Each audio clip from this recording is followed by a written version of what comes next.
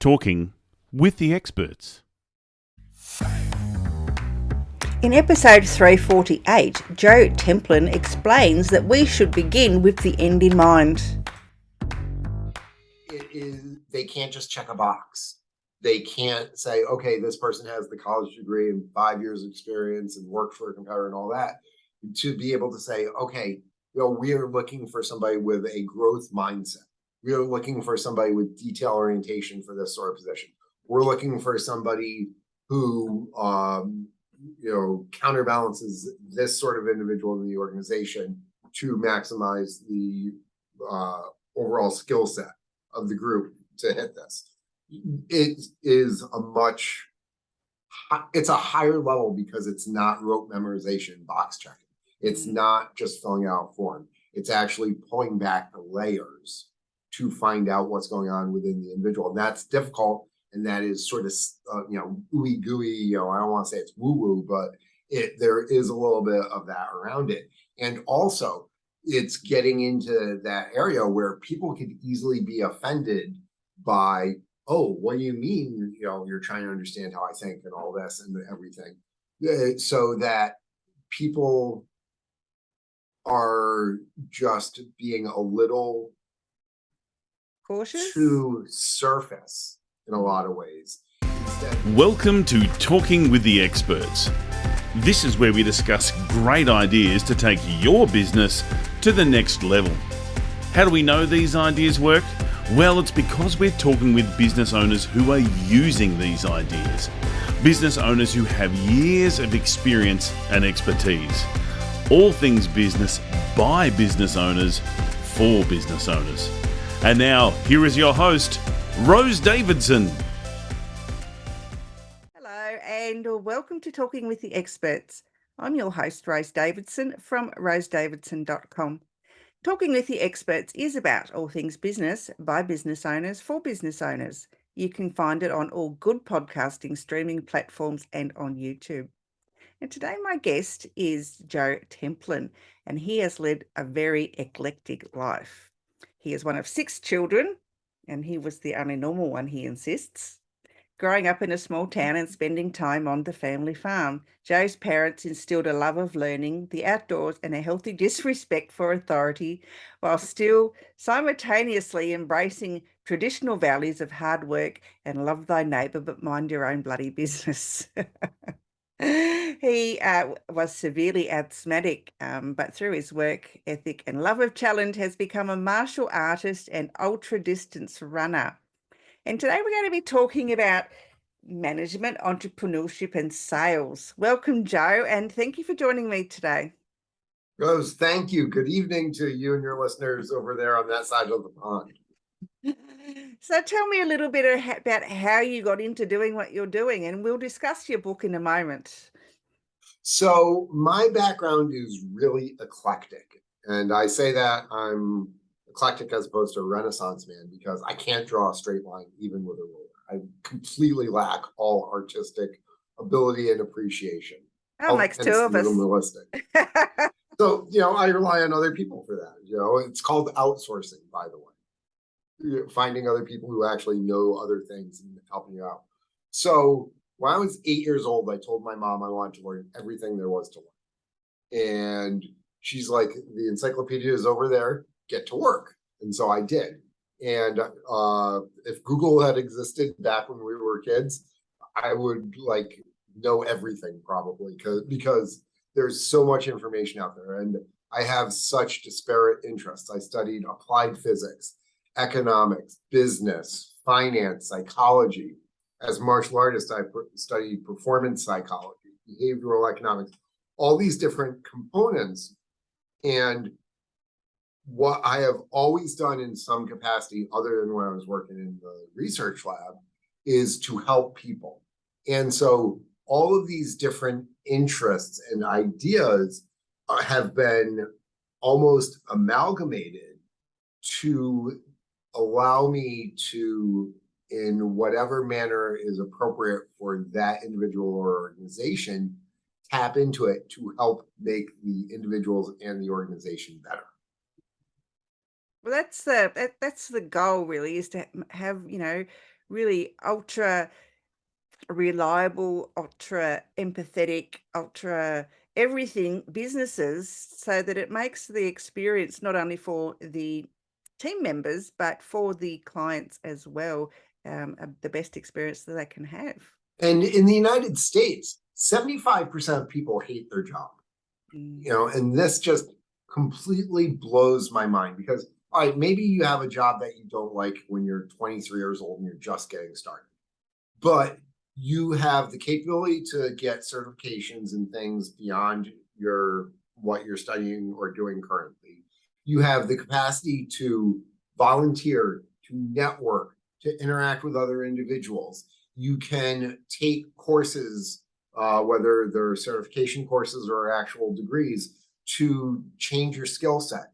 And you can find people who are doing what you want, where you can craft your own business. You can create a side gig that eventually becomes a real gig. So over a 3 to 4 year period, if you're actually motivated, you can find something else and be positioned properly to do that. And so one of the reasons why people don't do that is we're lazy by nature. I mean, 75% of Americans are obese at this point, 75%, because things are too easy. So they make just enough money in their job to be just happy enough to not want to, quit or blow their brains out or, go move to the middle of nowhere and live on a ranch. And so they're getting just enough to stay within that system, but not enough financial and emotional rewards to truly thrive. And so that is one of the things that we as advisors, podcasters,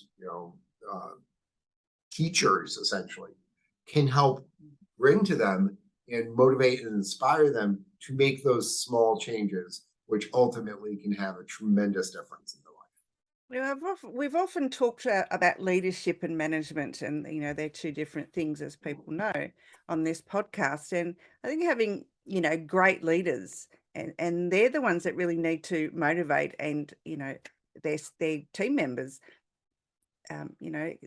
I mean, I know there is a certain degree of team members need to have some self-motivation, but I think, when they're lacking and they hate their job so much, I think it comes down to the culture of the business or the culture of the leader that they're dealing Or with. it could be a bad fit. I mean, I have seen multiple organizations, I've been in organizations where I'm just not the right person for this. This is not moving me in the direction of what's important. And so one of the things that leaders should be doing is finding out what that person is passionate about, what gets them out of bed, what gets them excited.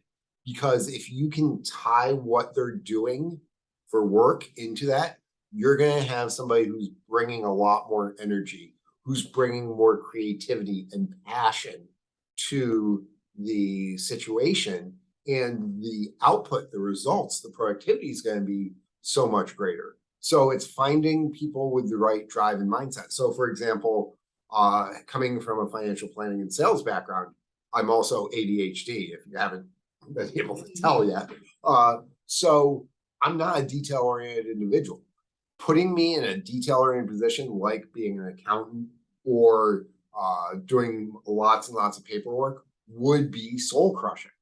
But my old assistant was a former paralegal, so she loved prepping to make sure that when somebody went to court as an attorney, they had everything they needed to take the one shot and have the best chance of winning. So she loved doing those details based on her mindset as part of a grander plan.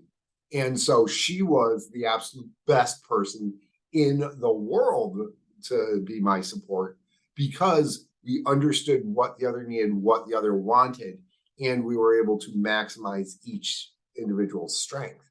And so that is part of the job of leadership. And really, it also comes down to recruiting and development in a lot of ways, in that part of what we need to do is not just accept anybody who walks through the door. We only need to accept people that show the mindsets, not necessarily skill set, because we can teach skills, but the mindset that aligns with the organization and the needs of that position. And you might be looking at somebody for one position and realize that they're actually much better suited for something else within your organization. Yeah, absolutely. I totally agree with that. And I think that makes leaders a little bit lazy because they look at the skills that someone has and that they can bring to the organization, but they don't look at the personality of the person and as you say, their mindset. And I don't think the interview questions are geared towards that sort of the way of finding out what a person's No, really like. because they can't just check a box. They can't say, okay, this person has the college degree and 5 years of experience and worked for a competitor and all that. To be able to say, okay, we are looking for somebody with a growth mindset. We are looking for somebody with detail orientation for this sort of position. We're looking for somebody who counterbalances this sort of individual in the organization to maximize the overall skill set of the group to hit this. It is it's a higher level because it's not rote memorization, box checking. It's not just filling out a form. It's actually pulling back the layers to find out what's going on within the individual. And that's difficult. And that is sort of, ooey gooey, I don't want to say it's woo woo, but there is a little bit of that around it. And also it's getting into that area where people could easily be offended by, oh, what do you mean? You're trying to understand how I think and all this and everything. So that people are just being a little Cautious, too surface in a lot of ways, instead of being willing to go on down. For example, if you're going to get into a relationship with someone, okay, whether it is as a friend or as a romantic partner, you're not going to trust them immediately. You're going to spend a lot of time digging down and putting them in situations under stress, potentially, and seeing how they react and all these other things. But in the business world, when we are looking at Canada, they never do that. And so people wonder why turnover is so high and people are not fully engaged. It's because of everything being too surface and they're too quick in the hiring process, as opposed to taking a long period of time to really develop intimacy and understanding, which is one of the core components of building trust. Absolutely. Yeah, I totally agree. I think the recruitment process needs to change so that it reflects better, and they get they recruit better staff or more aligned staff, I guess, to the role that's required. And alignment is a good word there, because people, if given the opportunity, will rise to the challenge. If people are given the proper mentorship and resources and training, they can become incredible. We see this with startup companies where you'll have 4 or 5 individuals put together a company and they don't have the skill set that they need right away, but they figure it out and they learn, and you eventually have some of these people who are in the C-suite because they have learned the skills and grown, but they're in alignment with the mission of the organization, and they have the growth-focused mindset of, we will figure this out. And so when they start expanding beyond that, and the place I see this all the time is when a startup company gets to the point where they hire a VP of sales and they bring in a VP who comes from a large organization who's used to running the systems, not building the systems. And that is one of the most frequent scaling failures that I see, is that they bring in somebody to run them as opposed to build them. Yeah. It's very true. And like, to me, as I said before, it makes leaders or recruitment and development parts of the business a bit lazy, because they just treat everybody with the same brush and not dig deeper into the interests of the person. I get to know the person. It also is not just lazy, it's easily defensible. Oh, we hired the person from this huge company because of their resume. Oh, you know what? The venture capitalists and everybody else will say, that's okay, you did the right thing, you did the safe thing. You followed the procedure.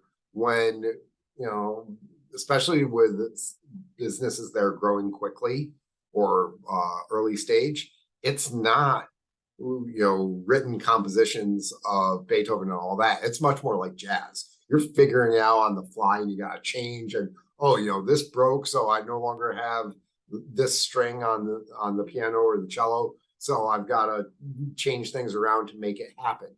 And that's what early stage business is all the time. Is it's messy, and we're trying to impose chaos. And sometimes we go too far because we're getting somebody who might be great from a managerial point of view, but doesn't deal with the messiness of the current situation. Yeah, absolutely. So, Joe, you've got a book.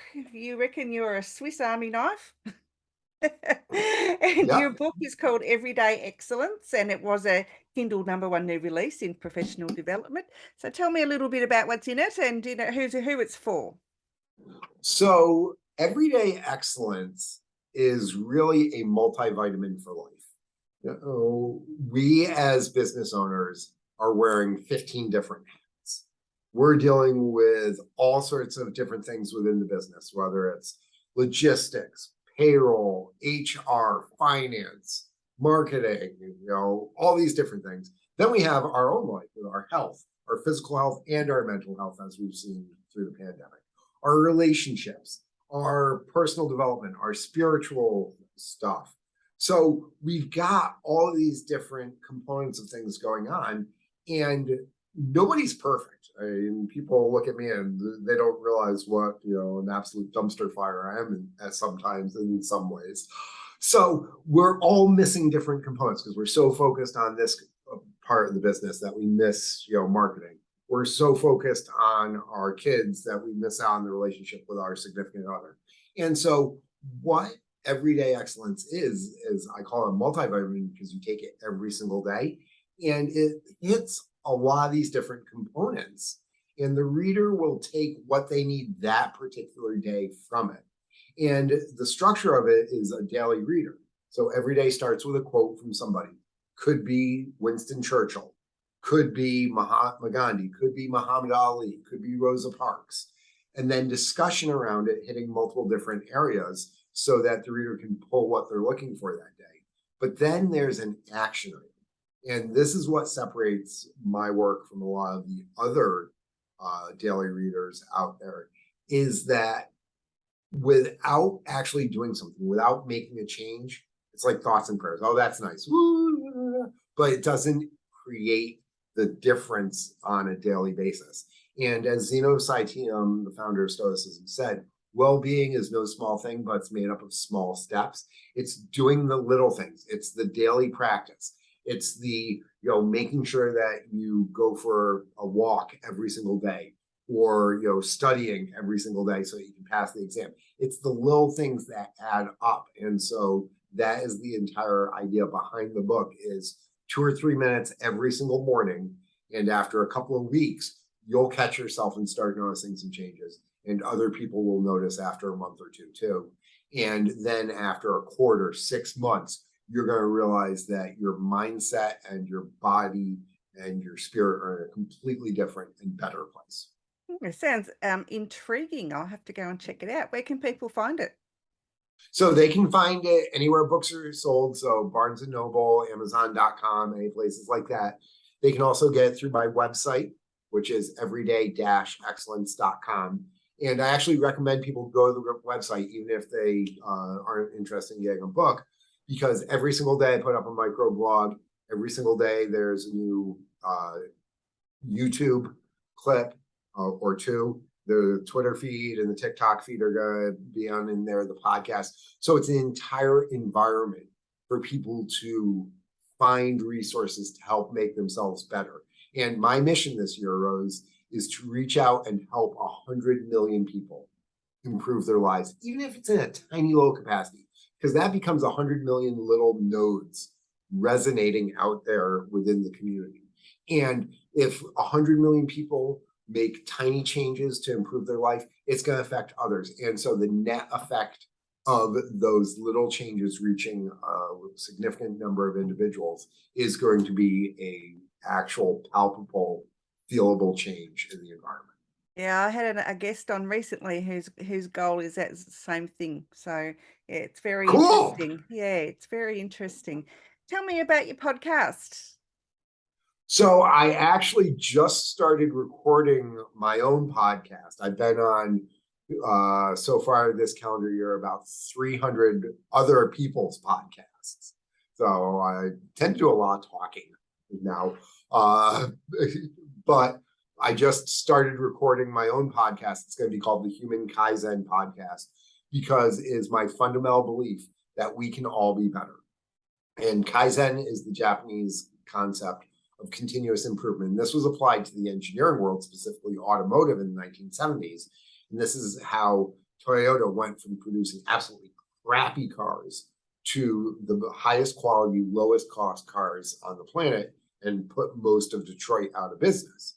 And then in the 1990s and early 2000s, every manufacturing company on the planet, whether it was General Electric or Westinghouse or ABB or any of these, started adopting these methodologies to improve their manufacturing processes. Why have we not taken this concept and applied it on an individual basis, though? Why are we focused on the processes of making stuff as opposed to the processes of people? And so the whole concept behind the Human Kaizen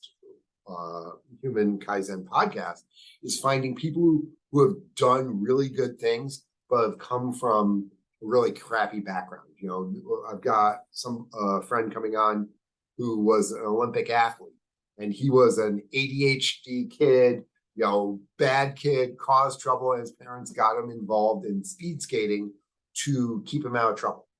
I've got people who have built businesses. I've got writers. I've got martial artists. I've got musicians. We all have our story. We've all figured out, if we've done something significant, what we need to do to be better. And the best of the best in whatever field, I don't care if it's Tom Brady, I don't care if LeBron James, I don't care if it was Mike Tyson, found ways to continuously improve, to just adapt and improve their style overall and get better. And this happens with writers, business owners, salespeople, leaders. And so I wanted to draw out from these people what they have learned so that other people can apply these concepts to themselves and continuously improve themselves and their businesses. Absolutely brilliant. I love it. Love the concept of that. Where can people find the podcast, Joe? So it's not out yet. As I said, I just recorded the first few episodes, but by mid-October, we'll be able to find it, as you said, where all the good podcasts are streamed. So it'll be on my website, it'll be on YouTube and Spotify and Apple and all these other places eventually. Excellent. All right. So hopefully it's like right next to yours in terms of the rankings. Yes, it will be. Of course it will be. So yeah, that sounds really great, and it's a really great concept, and it's good that you take people that have come from nothing and have achieved, you know, great things, even though they may not be, you know, particularly well known, but they've achieved great things in their life from nothing. It's really because great. Everybody's like has this comparison mindset, and we're all looking at these Instagram pictures of, you know, these fitness models and not realizing that they've spent 10 years getting themselves into that position. They have an entire team of people around them, and they take 1,000 pictures for that one picture that we see. I want to see the messiness. I want to see the struggle. I want to understand the failures, because guess what? That's real life. That's real business. That's what we all go through. We all drive the struggle bus on a regular basis. And it's the understanding of that and not giving up. That's how you become successful in business and life. And so I want to bring those stories out to people so that when they're ready to quit for the 500th time this year, because things just aren't going right with their business and the client canceled, or, you know, they missed the conference because their plane was 12 hours late, like happened to me last week and the week before. Yeah, and the we've week got them before, here too. Terrible. you know, they can still get through it because of what's on the other side. Absolutely. Joe, it has been an absolute pleasure. I'm glad that we went forward with this interview today. It's been really engaging and I've loved every moment of it. Joe, where can people find you if they'd like to work with you or they want to find out more about you? So best thing is simply go to the website, everyday-excellence.com. They can book me, they can follow me, they can find me, they can interact with me. So that's the easiest place to find me because it seems like I'm always there. Good on you. Any last parting words of wisdom that you'd like to share? Yes. Remember that convenience kills. That doing the easy thing is never going to bring you to the great rewards. So when you have the chance to do the fun, easy thing, like sitting on the couch, eating Cheetos, watching The Bachelor, or do the more difficult thing, like work on your business or learn something new or work on your body and your relationships, choose the harder path because it's going to bring you to a better place and it will make you excellence. Absolutely Excellence correct. is diametrically opposed to convenience. Yeah, It's the no, I place love you that. want to end up. I love that. That's wonderful. Joe, it's been a pleasure. Thank you so much for joining me. And I'll talk to you again very soon. Excellent. Be excellent, Grubs. You've been listening to Talking with the Experts, hosted by Rose Davidson. Make sure you have a look at our back catalogue over at talkingwiththeexperts.com. And be sure to subscribe to our podcast so you don't miss out on any episode. We look forward to your company next time.